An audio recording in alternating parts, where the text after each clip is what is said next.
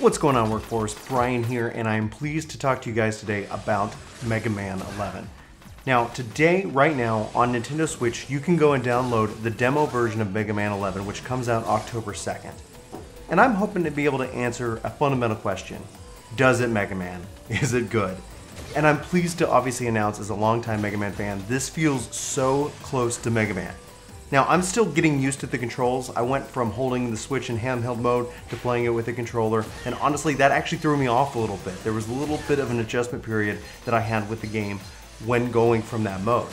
The other real positive thing that I like about it is that they also offer multiple difficulty levels, from normal, which you would expect from a Mega Man game, which offers a lot of challenge.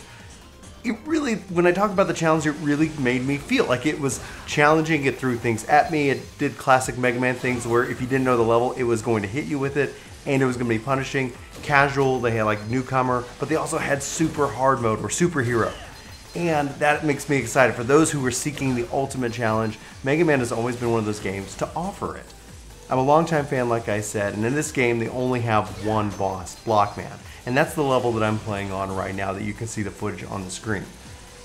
This is a long level. This level takes a long time to complete, and every time I thought I was getting closer and closer to the boss, and every time where I wasn't getting closer and closer to the boss, the more excited I got because I was really impressed with the level design. At first I thought, well, is it going to be too short? Is it going to be too long? And in the end, the levels felt challenging. They felt like a worthwhile boss in themselves, which is, per typical Mega Man fashion, an absolute must, an absolute joy. Mega Man introduces the boost to your damage and I guess a slowdown mechanic to help you through challenging times. I found it a little bit more difficult to get used to those right now, only having spent a little bit of time with the game thus far. So I'm gonna have to wait and see how that ends up playing out in the long run, if it's a real core mechanic to the overall game.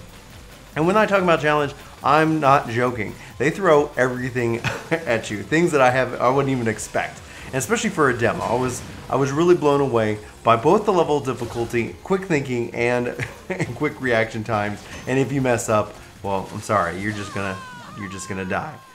You're gonna die a lot in this game. A Mega Man is about learning from your mistakes and trying again.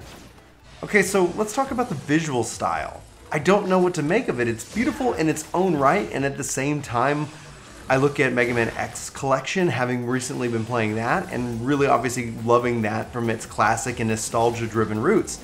Then you look at the old Mega Man 1 through 10, and even 9 and 10 being done in that really classic 8-bit style, and me hoping that and wishing that they would update the visual style. I'm happy actually with the final results, but then at the same time, yet it hasn't hit me. It hasn't hit me in, I guess, in the nostalgia zone. It hasn't hit me in what I look forward to most. But at the end of the day, I'm actually walking away from this satisfied with the level of detail. Okay, so gameplay wise, like I said, this feels like Mega Man being able to switch your weapons. I often found that when I'm holding the game in handheld mode, I would bump the right stick, and that would bring up a quick selection for your weapons. You can also press the L bumper and R bumper, or the triggers essentially, to be able to switch through your weapons. L1 and R1 will change your power boost mode or your time slowdown mode. And then one of the interesting things, and the things I like most about the little changes, is you press the X button on the Switch and it brings out your rush coil for you. You don't have to go select it as a power, you don't have to cycle through it, but you get a call down rush coil and you'll be able to hit awesome jumps. And this ends up being something very convenient to use. More so, as I struggle through this part of the level that you see on the screen, eventually I'm like, oh wait, I have this tool to use, and it helps me get to much higher spots much faster. So that's what I'm talking about. They really thought through this from a control scheme perspective, from a gameplay perspective, from the boss's perspective. The boss perspective is interesting and challenging itself. So let's jump into Blockman. So as I played the level, every time I moved the level forward, I was worried that they weren't going to have the classic opening and closing of the doors, the boss doors and the little window. But I'm happy they really kept everything to, I guess, that feel for the classic, what makes a Mega Man game a Mega Man game. So here is Blockman, visually very interesting, obviously voiced. So all in all, like, they put a lot of effort into it. And his moveset and everything just feels good. So I'm just experimenting with the weapons itself. and I'm obviously able to get down his life, but then he goes into Super Saiyan mode, for lack of a better word. This is where I really miss the wall hang for Mega Man X. I really struggled with being able to hit him in his sweet spot. You gotta jump and you gotta time it right.